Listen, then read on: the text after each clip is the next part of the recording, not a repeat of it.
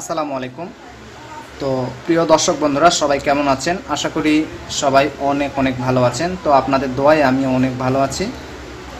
আজকের ভিডিওর টপিকটি হচ্ছে যে ব্লুটুথ স্পিকার বক্স কিভাবে মেরামত করা যায়, যদি চার্জিং পিনের সমস্যা হয় সেটা কিভাবে মেরামত করা যায়।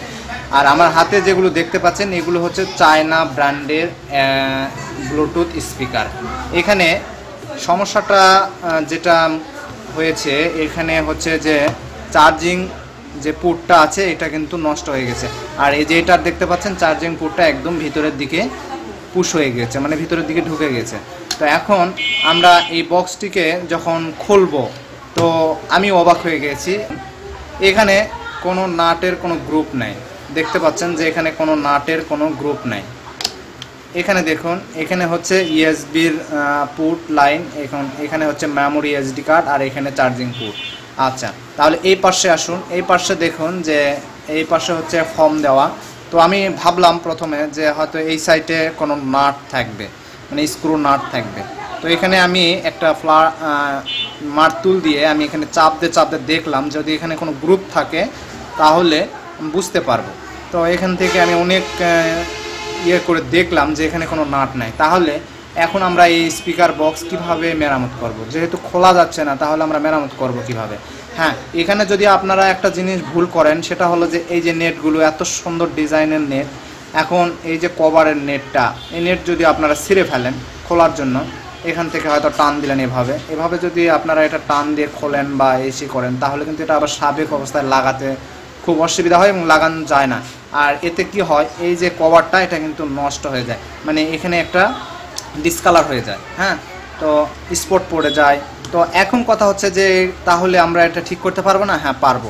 এখানে আপনাদের একটা কথা বলবো, যদি এ ধরনের বক্স মানে ব্লুটুথ বক্স বা যে অন্যান্য কোয়ালিটিও যদি আপনার হয়ে থাকে, তো সেখানে যদি আপনি হয়তো দেখতে পাচ্ছেন যে খোলার কোনো পজিশন পাচ্ছেন না, তাহলে আপনাদের অবশ্যই একটা জিনিস খেয়াল করবেন, যে কোনো জিনিস এই জিনিসটা যে তৈরি করছে এই জিনিসটা অবশ্যই কোনো না কোনো জায়গায় কিন্তু স্ক্রু নাট দিয়ে রাখছে ওরা, কোম্পানি, কিন্তু এটা আমরা হয়তো দেখতে পাচ্ছি না। এই কারণে আমরা এই জায়গাগুলো মানে খুলে ফেলি, এই জায়গা থেকে ওই জায়গায় থেকে বারবার চেষ্টা করি। যেমন ধরেন যে এখানে হয়তো বা আমরা এই যে টুইজার দিয়ে হয়তো এখান থেকে আমরা চাপ দিচ্ছি খোলার জন্য, এখানে অনেক হয়ে যায়, দাগ হয়ে যায়, আর খোলা যায় না। ঠিক আছে, অনেক সময় দেখা যায় জিনিসটা ভেঙেও যায়।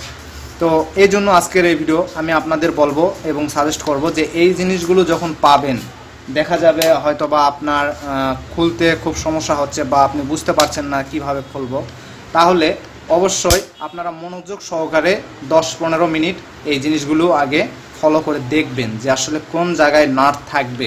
হ্যাঁ, স্ক্রু নাট থাকবে, আর সেই জায়গা দিয়ে আমরা খুলতে পারবো।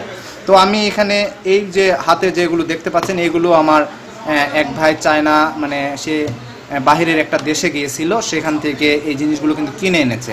তো সেও জানে না যে কোথায় নাট আছে।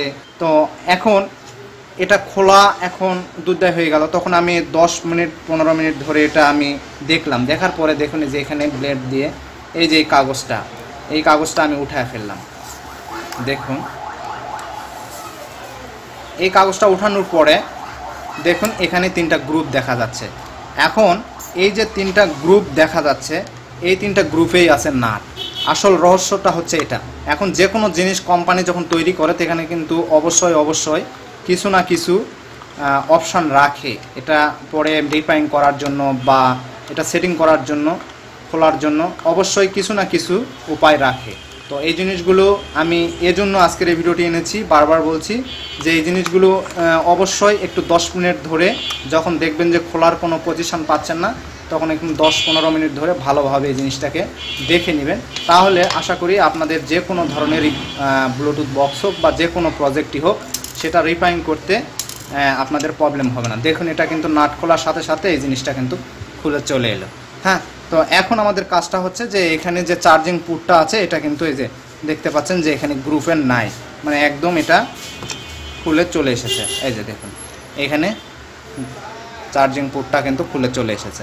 এখন এই চার্জিং পোর্টটা তো আমাদের লাগাতে হবে, এজন্য আমরা এই সার্কিটটিকে খুলে নিব আর বাকি এই কাজটি আমরা করে নিব। আমাদের এই চার্জিং পোর্ট এই ধরনের বক্সে লাগানোর একটা ভিডিও কিন্তু আমি অলরেডি আমার চ্যানেলে দিয়ে রেখেছি, চাইলে আপনারা সেখান থেকে সেই ভিডিওগুলো দেখতে পারেন।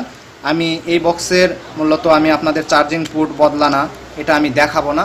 বিশেষ করে দেখানোর মূল কারণটা হচ্ছে যে এ ধরনের এই ব্লুটুথ স্পিকার হোক বা যে কোনো প্রজেক্ট হোক, আপনারা খোলার সময়, খোলার আগে 10টা মিনিট, অবশ্যই 10-15 মিনিট আপনারা ভালোভাবে দেখবেন যে আসলে কোন জায়গায় এইটার খোলার পজিশনটা আছে বা নাট বা স্ক্রু আছে।